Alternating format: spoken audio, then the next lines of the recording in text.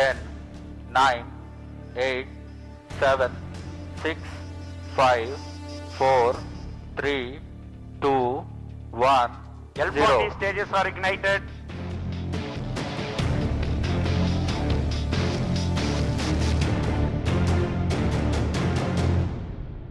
Hello everyone, welcome to the YouTube channel of race IAS. जैसे कि आप लोग सुबह से सुन ही रहे होंगे न्यूज़ कि इसरो ने 100th मिशन अपना लॉन्च कर दिया है और it is a very good milestone in the history of ISRO also and India as well. सबसे पहले हम बात करें इसरो। What is ISRO? इसरो का फुल फॉर्म होता है इंडियन स्पेस रिसर्च ऑर्गेनाइजेशन। अभी हाल ही में इसका चेयरमैन रिप्लेस हुए हैं। पहले फॉर्मली हमारे पास जो चेयरमैन थे उनका नाम था डॉक्टर एस सोमनाथ। फिलहाल 13 जनवरी को अब जो नए हमारे प्रेजेंट चेयरमैन हैं उनका नाम है डॉक्टर वी नारायणन। इन्हीं की ही लीडरशिप में अभी जो प्रेजेंटली हम लोग का 100th लॉन्च हुआ है मिशन, इन्हीं की ही लीडरशिप में हुआ है and he is that dignified personality, you can see him. तो जो हम लोग का ये 100th मिशन लॉन्च हुआ है, अब इसके बारे में हम थोड़ी डिटेल्स अपनी डिस्कस करेंगे कि जो हम लोग बात कर रहे हैं कि इसरो का 100th मिशन लॉन्च हुआ है, what it is all about. So we will discuss it right now. इसमें हम बात करते हैं कि हम लोग ने 100 जो मिशन है, जो रॉकेट्स है, इसरो ऑलरेडी लॉन्च कर चुका है। आउट ऑफ दैट उसमें 558 सैटेलाइट्स जो हैं वो ऑर्बिट में रिलीज करे जा चुके हैं, वो ऑर्बिट में प्लेस करे जा चुके हैं। प्रेजेंट जो हमारा 100th लॉन्च है उसमें हमारा रॉकेट जो नाम है उसका है GSLV F15, मतलब हमारा जियो सिंक्रोनस सैटेलाइट लॉन्च व्हीकल है जो कि नाम है F15।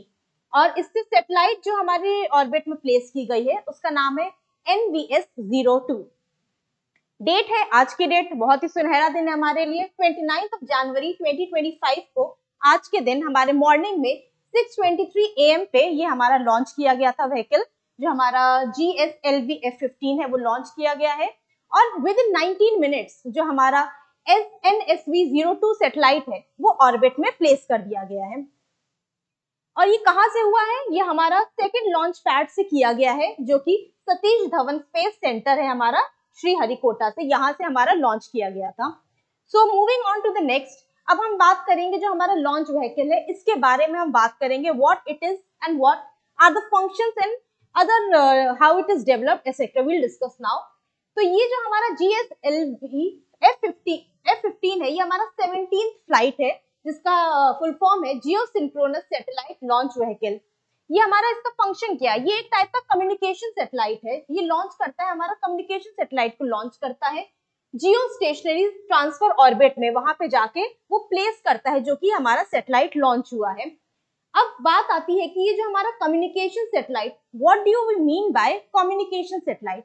तो कम्युनिकेशन सैटेलाइट हमारी आर्टिफिशियल सैटेलाइट्स होती हैं जो कि हम लोग प्लेस करते हैं, जो ऑर्बिट में प्लेस की जाती हैं और ये हमें हेल्प करती है। जो रेडियो सिग्नल्स होते हैं उनको ट्रांसमिट करने में, मतलब यहाँ से वहां जाएंगे and then back to earth, तो हम रिसीव जो करेंगे रेडियो सिग्नल्स उनको ट्रांसमिट और रिसीव करने में हमारी हेल्प करती है। And it is an indigenously made launch vehicle और ये हमारा इसरो ने ही डेवलप किया है। So it is an indigenous launch vehicle. अब हमारा इसका फंक्शन क्या होता है? ये एक 3 स्टेज व्हीकल होता है जिसमें हमारा इंडिजिनस क्रायोजेनिक स्टेज यूज किया है। What do we mean by cryogenic? Cryogenic का मतलब होता है डीप फ्रीजिंग।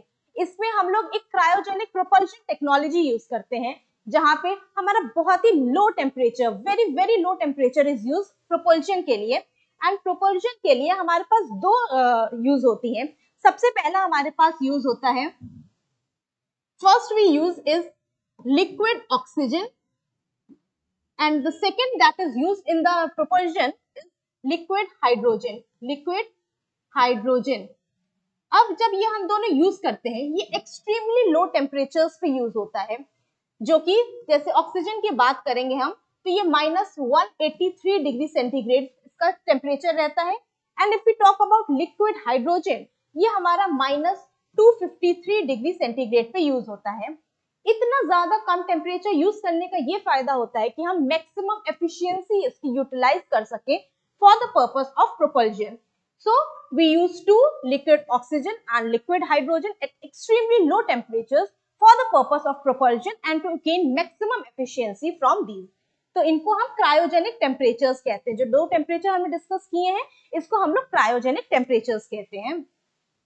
फिर हम लोग बात करेंगे जो लॉन्च व्हीकल हमारा अभी हमने बात की उससे कौन से सैटेलाइट प्लेस किया गया, हमारा NVS-02 सैटेलाइट प्लेस किया गया है हमारा ऑर्बिट में, और ये हमारा एडिशन होगा जो हमारा navigation with Indian constellation system है उसका ही एक पार्ट है, जिसको हम शॉर्ट फॉर्म में NAVIC बोलते हैं। NAVIC बेसिकली क्या है, हमारा एक 5 सेट ऑफ सैटेलाइट्स का एक कॉम्बिनेशन है जहां पे हमारा second generation NAVIC satellite system use होता है। अब हम बात करेंगे कि हम इस बार सेकंड नंबर यूज कर रहे हैं। What about NVS-01?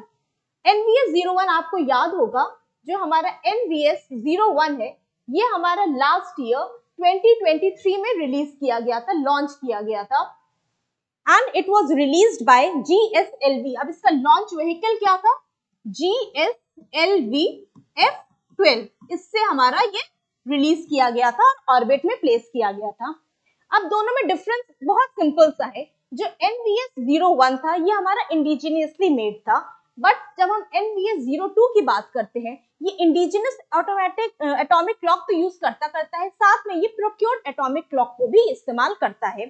सो हमने ये बात किया कि NVS-02 सैटेलाइट हमारी लॉन्च की गई है from the F15 launch vehicle. हमारा जो NVS होता है ये एक क्लस्टर ऑफ सैटेलाइट्स होता है जो कि ऑपरेट करेगा जाके स्पेस में।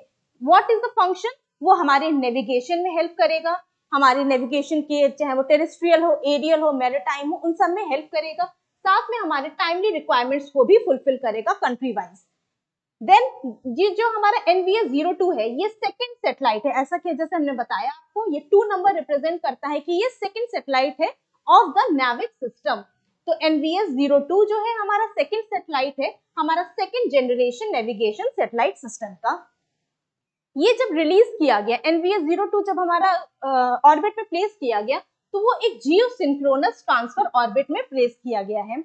नाउ जब ये ऐसे प्लेस किया गया है तो जो ये इलिप्टिकल ऑर्बिट है, ये मान लीजिए ये हमारी इलिप्टिकल ऑर्बिट है, ये हमारा सन है, यहाँ पे जब हमारा ये अर्थ है, यहाँ पे जब हम बात करते हैं तो ये हमारा पेरिजी होगा, तो पेरिजी एरिया हो जाएगा जो कि हमारा अर्थ और मून के बीच की ऑर्बिट की स्पेस होगी। जो कम स्पेस होती है हम उसको पेरिजी कहते हैं, उसमें हमारा 200 किलोमीटर के अप्रॉक्स होता है। और जो एपोजी होता है मतलब जो हमारा मोर देन डिस्टेंस, मान लीजिए ये हमारा अर्थ, ये ऑर्बिट हो गया, ये हमारी अर्थ होगी, तो जो ये मैक्सिमम डिस्टेंस है ये एपोजी हो जाएगा। एंड देन जो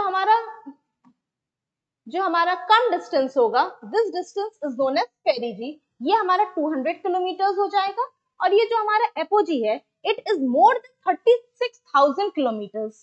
सो जो हमारी सैटेलाइट है वो हमें अपने जो ग्राउंड लेवल से जो ऑर्बिट में प्लेस की जाएगी वो हमें यहाँ से ऐसे अपीयर करेगी जैसे कि वो स्टेशनरी है, but although it is revolving but it appears to be stationary from the ground perspective.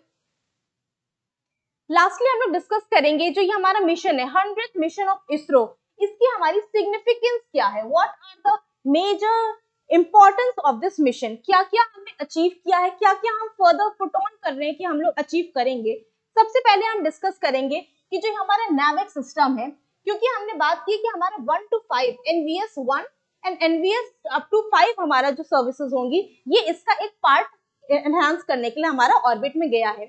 Second इसमें नेविगेशन में हमारा हेल्प करेगा, further it will aid in the enhancement of the navigation facilities whether it be terrestrial, whether it be aerial और it may be maritime. तो उन तीनों ही में हमारा ये नेविगेशन प्रोसेस में हमारा हेल्प करेगा। सेकेंड हमारा प्रिसीजन एग्रीकल्चर में हेल्प करेगा, क्या कैसे हेल्प करेगा, अब हमारा ये एक जीपीएस होता है और GIS होता है। तो हमारा जो जीपीएस होता है वो ग्लोबल पोजिशनल सिस्टम होता है और जो हमारा GIS होता है वो जियोग्राफिक इंफॉर्मेशन सिस्टम होता है। इन दोनों के थ्रू हमारे एग्रीकल्चर में क्या क्या और फैसिलिटीज हम लोग प्रोवाइड कर सकते हैं, कहाँ कहाँ और हमें अच्छे से एनहांस करना चाहिए अपनी एग्रीकल्चरल प्रैक्टिसेस को, वो सब हमें इसके थ्रू हम एनहांस कर सकते हैं और प्रिसाइजली अपना एग्रीकल्चर कैरी ऑन कर सकते हैं। नेक्स्ट हमारी इंपॉर्टेंस आ जाती है इमरजेंसी सर्विसेज में, लाइक कोई अर्थक्वेक आ रहा है या फिर कोई भी natural calamity, tsunami, whatsoever it may B, वो हम जल्दी से जल्दी डिटेक्ट कर ले एंड वहां पे सेफली हम लोग लाइफ को डिसेमिनेट कर सके, वहां पे हम लोग सेफ्टी कंडीशंस क्रिएट कर पाए. So this will also aid in helping us to that condition. The other is tracking of the shipping vehicles whether in the water. So it will be helping in the fleet management also. Train tracking में भी help करेंगे because train is a complex network. तो वहां पे भी हमारा जो GPS है it is very very utmost important. और वहां पे भी हमारा ये satellite system it will help us to further enhance the train tracking also. जो हम लोग मोबाइल यूज करते हैं, like we go on some other place, और वहां पे हम देखते हैं कि हमारा लोकेशन ट्रैक हो रहा है. How is it, how it is that कि अगर हम आज यहाँ हैं और अगले दिन ही कहीं और किसी और सिटी में हो, how does our phone know कि हमने यहाँ पे लोकेशन चेंज कर दिया है? So it is through the tracking system. तो इसमें भी जो मोबाइल डिवाइस की लोकेशन ट्रैकिंग होती है वो लोकेशन ट्रैकिंग को भी एनहांस करेगा जो हमारा सैटेलाइट सिस्टम इस मिशन के थ्रू. अगर हम करेंटली बात करें, जो हमारा नेविक सिस्टम होता है वो अप्रॉक्स 1500 किलोमीटर्स तक ही अभी रेंज उसका प्रेजेंटली है. पर इसरो इज एक्टिवली वर्किंग कि हम इसको एक्सटेंड कर सकें 3000 किलोमीटर्स बियॉन्ड इंडियाज बॉर्डर, हम इसको एनहांस कर सकें. So we are hoping for the best कि ये सारी चीजें जब फुलफिल हो जाएंगी then we will be able to get on the very milestones that we are planning and anticipating in the very near future. तो हम लोग इन सब के थ्रू जितना भी मिशन हमने अभी अकम्प्लिश किया है, जो हम अकम्प्लिश करना चाहते हैं, इन सब के थ्रू हम ये चाहते हैं कि इंडिया एक सेल्फ रिलायंट कंट्री बन जाए. It does not have to depend on other facilities और अदर कंट्रीज, ताकि हम सैटेलाइट बेस्ड पोजिशनल सिस्टम हम डेवलप कर पाए. तो this is one of the properties कि हमें ये मिशन बहुत ज्यादा जरूरी बन जाता है. और सेकंड, ये हमारा रीइंफोर्स करेगा. ऑब्वियसली कोई अच्छा माइलस्टोन हम अपना अगर अचीव करते हैं, that is helping us to reinforce ourselves, reinforce our entire country, our enthusiasm, कि हम अपना जो हमारा एक ग्लोबल स्टेचर है इंडिया का उसको और रीइंफोर्स करके हमारा जो स्पेस एक्सप्लोरेशन है, स्पेस टेक्नोलॉजी में है, उसमें हम अपना एक अलग योगदान दे पाए. Hopping for the best. हम लोग आगे और उम्मीद रखते हैं कि इसरो और इंडिया दोनों ही बहुत अच्छे पोजीशन पे ग्लोबली हम लोग स्टैंड आउट कर पाएंगे.